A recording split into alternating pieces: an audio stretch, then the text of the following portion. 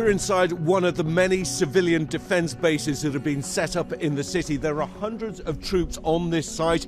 I say troops, but 1 week ago they were ordinary citizens with ordinary lives. And I think there's a real sense here that people know that this battle is closing in after one of the bloodiest 24 hours for civilians and soldiers since this conflict began. Russia escalating its attacks, striking civilian targets in Ukraine's second-largest city, Kharkiv, an administrative building targeted with a massive strike. Multiple social media videos from the scene showing the attack by Kharkiv's Freedom Square.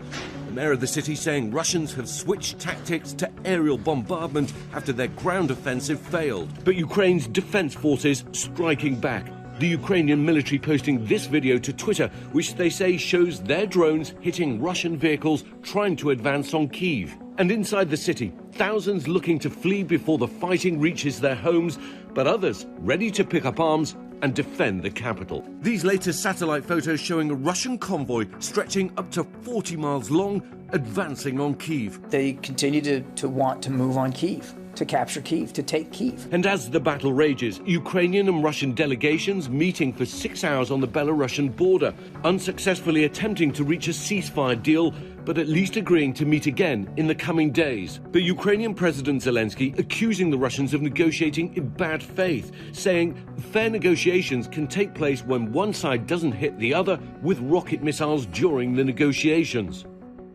Announcements on new financial restrictions or penalties come almost daily. One by one, countries and institutions around the world are cutting Russia off. The big question, can any of this stop Vladimir Putin? For Russia, every day of war is a step further into isolation, ever-tightening sanctions changing the lives of ordinary people. With the ruble sinking against the dollar, foreign reserves frozen, and a ban on foreign dealings with Russian businesses, France's finance minister this morning saying the West intends to collapse Russia's economy. This woman tells me the ATM didn't work for her, but she was able to line up and get cash from the teller. Who do you think is to blame for this? Do you think it's Vladimir Putin, or do you think it's us, the West? I support Putin, she says. It's our country. How can I feel otherwise? Protests continue. Now nearly 7,500 people arrested in more than 100 towns and cities across the country. Putin has his support, of course, but this war could turn back 30 years of progress, and not many want that.